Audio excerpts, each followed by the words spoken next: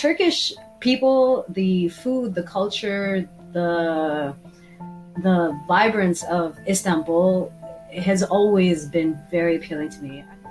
There's something very warm and welcoming about it.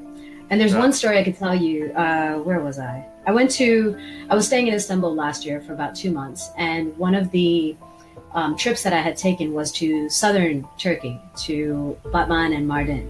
Yeah. And the organizer was dropping me off back to the airport to, travel back to Istanbul.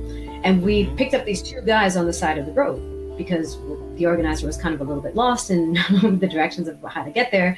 So there were Oh, these two guys on the street. So we stopped and asked him, how to get to the airport.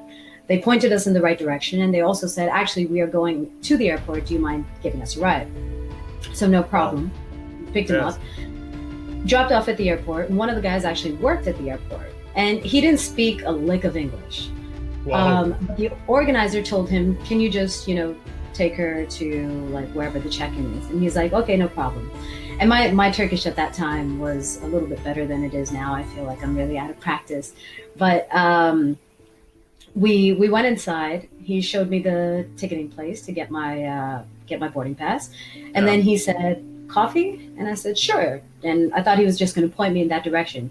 He bought me coffee. He bought me a little couple of snacks. We were sitting down. He sat with me until boarding time. He took Really? me to the gate. And in the entire time, I was like, you don't have to stay. And we were using Google Translate back and forth on our phones just to, to make sure we were saying the right thing to each other. That's And awesome. and I was like, thank you for being so nice and so hospitable. And he said, "You're in my country. You're my guest." And I think that sums up what I feel from Turkish people every single time I travel there. It's like I really feel like I'm in someone's home.